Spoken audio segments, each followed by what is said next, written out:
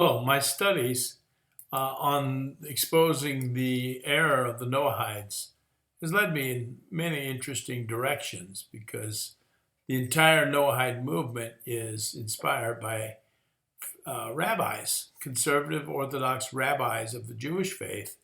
And so it has led me into examinations of the differences in our belief. I assure you, I love the Jewish people and pray for their restoration. And I think that and hope that this would be a healthy discussion and not anything strifeful or bitter. We both use the same book, which they call the Tanakh, Christians call the Old Testament. But it's amazing how we both come to such different conclusions. I want to continue that study with this. I'm going to call this teaching, What Happened to Cause the Exile? Between 70 AD and 120 AD, the Jewish people were driven out of the Holy Land. The nation of Judea was extinguished. The Jews would remain in exile for almost 2,000 heartbreaking years. Why? What happened 2,000 years ago that brought this heartbreaking circumstance about? The land of Israel was given to the seed of Abraham, Isaac, and Jacob by none less than God himself in an unconditional covenant. And this from the Torah. Now the Lord had said to Abram, "Get out of your country, from your family, and from your father's house to a land that I will show you. I will make you a great nation, and I will bless you and make your name great, and you shall be a blessing. And I will bless those who bless you, and I'll curse him who curses you. And in you all the families of the earth shall be blessed." Genesis 12, 1 through 3. That land belongs to the children of Israel to this very day. But for the most part, the last 2,000 years have just been a constant exile to them. And that exile is still not over. My question is, what happened 2,000 years ago? Why has this exile befallen the people to whom God gave the Holy Land? Moses foresaw that the children of Israel would be blessed by God and that they would wax fat. He called them Jeshurun. That's God's pet name for Israel. It means the upright one. Jeshurun, wax fat. That means they would become self-sufficient. And eventually, Moses predicted they would fall into idolatry. He taught them a national song with this prophecy in it to impress it upon the hearts of all the children of Israel forever. This is called the Song of Moses, and it's in the Torah. And I quote Deuteronomy 32, 15 through 17. "But Jeshurun waxed fat and kicked. You are waxed fat, you are grown thick, you are covered with fatness.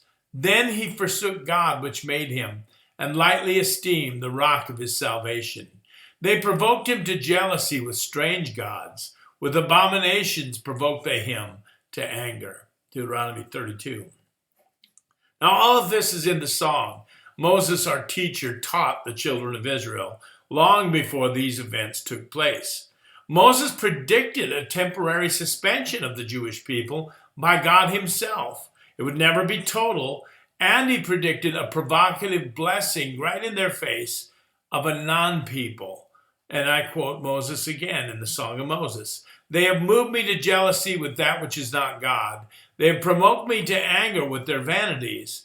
I will move them to jealousy with those which are not a people. I will provoke them to anger with a foolish nation." Moses then predicted by the Spirit of God the scattering among the nations of the holy people. I quote verse 26, Deuteronomy 32. "I said, I will scatter them into corners. I'll make the remembrance of them to cease from among men." Verse 26. In the years following 70 AD, just such a mass scattering happened by the hand of God. The slave markets of the world were glutted. The city of Jerusalem was nearly razed to the ground. The temple of God was utterly destroyed. And Jews were spread all across the entire Gentile world. Just as Jonah was once cast into the sea during the storm, Israel was thrown to the Gentiles. The national polity was removed. The scepter had departed from Judah. Had Shiloh come? See Genesis 49. Is that what happened? There are descendants of Abraham, Isaac, and Jacob everywhere, from the jungles of India into China, all over the Muslim world, in Africa, throughout Europe, Eurasia, and Asia. Moses' prediction had come to pass. God has scattered his beloved people. As Moses once prayed, who knows the power of your wrath?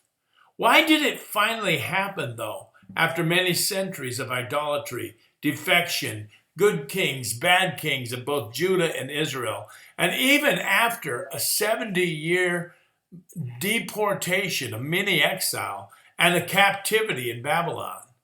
Why did it happen 2,000 years ago that the axe finally fell to the root of the tree?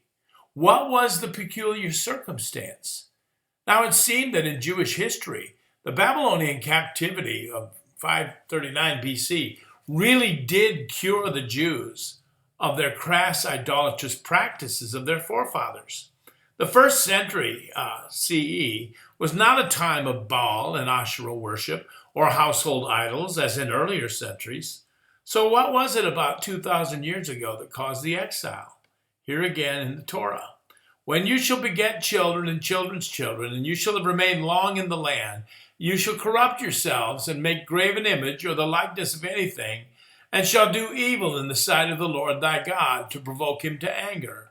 I call heaven and earth to witness against you this day, that you will soon utterly perish from off the land whereunto you go over Jordan to possess it. You shall not prolong your days on it, but shall be utterly destroyed, and the Lord shall scatter you among the nations, and you will be left few in number among the heathen, where the Lord shall send you. Deuteronomy 4:25-27. Now listen, the Romans could not have destroyed the Jewish nation, no matter how mighty their armies, unless God had allowed it. Over the centuries, it's true that people claiming the name of Jesus have caused much evil to befall the scattered Jews. But Christianity, or Christendom, is not what caused the exile. Neither has Islam. All of us will answer to the holy God of Israel for the treatment that we have extended toward the Jews, or the maltreatment. But God himself is the one who truly scattered them. My question is why? I'd love to know what the Torahists believe about this question. Why is it that God scattered the Jews, driving them out of the land he gave them, and putting them into exile these long millennia? What was the pivotal point of departure 2,000 years ago? I think it a notable and astonishing miracle that the Jews were preserved, and in a sense have been put on display as a very visible sign of the existence of God. Furthermore, no one should gloat or feel superior about what befell the Jews, for if God would do thus to his own people, whom he loves with hasid, which is steadfast love, what's going to happen to the rest of the world? God has told us that there remains a bright future for the people of Israel, but it's predicated on an acknowledgement of a national offense and a true heartfelt seeking of the Lord. From the Torah again, but if from there, that's the ends of the earth, you shall seek the Lord thy God, you will find him, if you seek him with all thy heart and with all thy soul.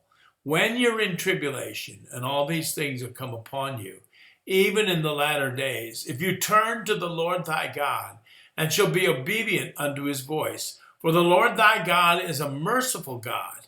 He will not forsake you, neither destroy you, nor will he forget the covenant of thy fathers, which he sware unto them. Deuteronomy 4:29-31.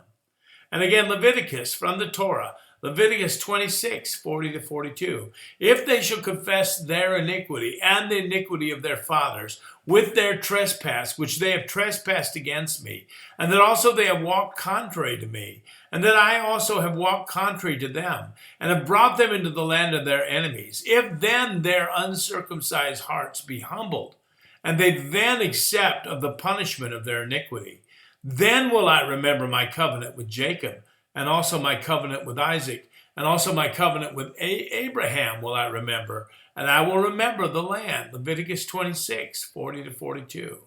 The condition of national restoration is the confession of a national offense. Even the prophet of the Tanakh, Hosea, predicted the same.